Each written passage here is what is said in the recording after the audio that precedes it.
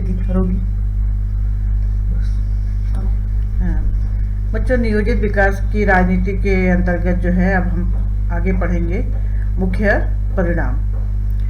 आज़ाद भारत के सामने 3 चुनौतियां थीं और इनकी चर्चा आपने पहले अध्याय में की। और इनमें से अब जो है तीसरी चुनौती जो है सबसे बड़ी जो चुनौती थी वो सबसे कठिन थी।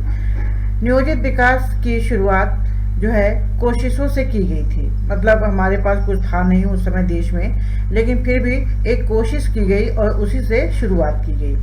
देश के आर्थिक विकास और सभी नागरिकों की भलाई के लक्ष्य में आंशिक सफलता भी मिली इन्हीं कोशिशों के माध्यम से ही।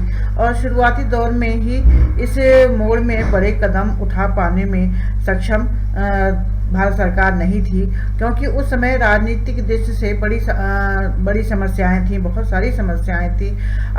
ये जो है असमान विकास से जिनको फायदा पहुंचा था वे जल्दी ही राजनीतिक रूप में ताकतवर बन गए। अर्थात ये कह सकते हैं आप कि जिनके पास उस समय सुख सुविधाएं थी, सभी साधन थे, वो लोग राजनीति में प्रवेश करके ताकतवर बन चुके थे। इनके कारण सबकी भलाई को ध्यान में रखकर विकास की दिशा में कुछ कदम उठा पाना बड़ा मुश्किल हो गया था। लेकिन फिर भी सरकार ने जो है इन्हीं कोशिशों के कारण जो है आगे बढ़ने का प्रयास किया और उसने किस तरह से बुनियाद रखी, अब हम इसका अध्ययन करते हैं। नियोजित विकास के शुरुआती दौर का मूल्यांकन करते हुए हमें इस बात का ध्यान रखना चाहिए कि उस समय जब आपने अध्ययन किया था तो देखा था कि कुछ भी नहीं था भारत में और भारत किस कठिन परिस्थितियों के दौर से गुजर रहा था। तो भारत में इसी दौर के आगामी आर्थिक विकास की बुनियाद भी पड़ी। मतलब उन्हीं कठिन परिस्थितियों में ही भारत ने आर्थिक विकास के लिए बुनियाद भी रखी।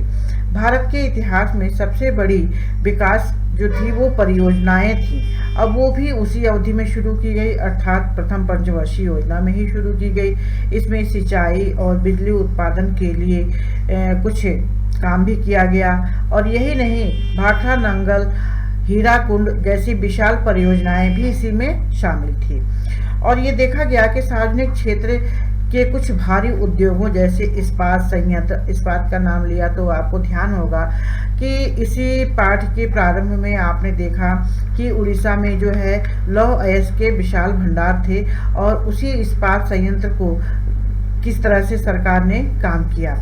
इस जैसे भारी उद्योगों को लगाने के लिए सरकार ने इस्पात संयंत्र, तेल शोधक कारखाने, इन सबको जो है सरकार ने अपना एक ये कह लीजिए कि विकास करने का एक जरिया बनाया।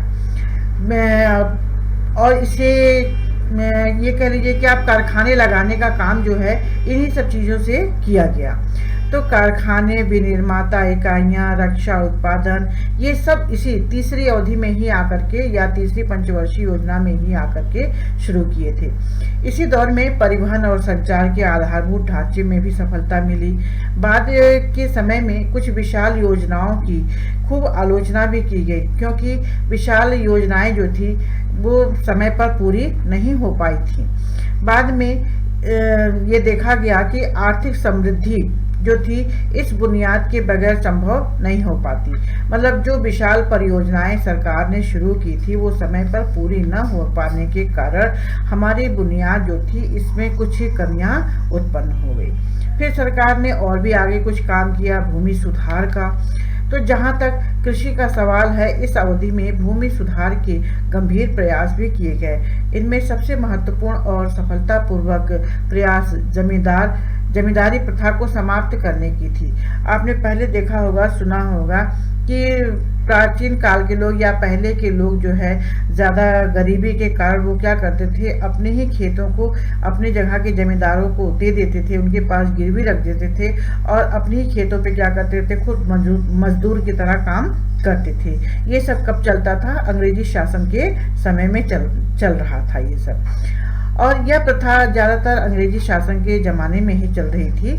साहसिक कदम उठाने से जमीन उस वर्ग के हाथ से मुक्त हुई। सरकार ने जब अपना ठोस कदम उठाया तो जमींदारों के हाथों से जो है भूमि मुक्त हो गई, जो किसानों की थी वो उनके पास पहुंच गई, जिसे कृषि में कोई दिलचस्पी नहीं थी, क्योंकि जब वो अपनी खेती को जमींदारों को सौंप देते थे और उस पर बंधुआ मजदूर की तरह काम करते थे, तो उस पर उन्हें काम करने की कोई दिलचस्पी नहीं होती थी। इससे राजनीति पर दबदबा कायम रखने की जमींदारों की क्षमता भी घट गई। मतलब जमींदार अपने आप को बहुत ज़्यादा ताकतवर मानते थे, तो जब सरकार ने उनकी ज़मीनें वापस करा दी तो उनकी ताकत जो है वो थोड़ी कम होने लग गई।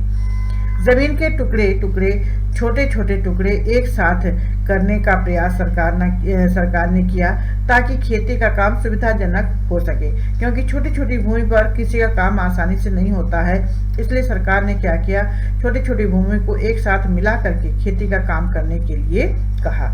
यह प्रयास भी सफल रहा। भूमि सुधार की 2 अन्य कोशिशों में थोड़ी कमी भी आई, जिसमें सफलता कम मिली। और ये देखा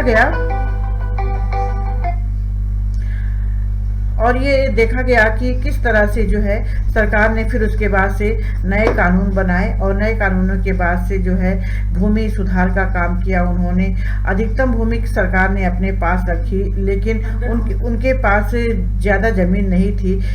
उन्होंने इस कानून का तोड़ निकाला, मतलब खोज निकाला, और इसी तरह से जो काश्तकार और जमीन बटाई पर जोत का काम कर रहे थे, जोत रहे थे, बो रहे थे, मतलब दूसरे की जमीनों पे कृषि का कार्य कर रहे थे, उन्हें भी ज़्यादा कानूनी सुरक्षा सरकार के द्वारा प्रदान की गई।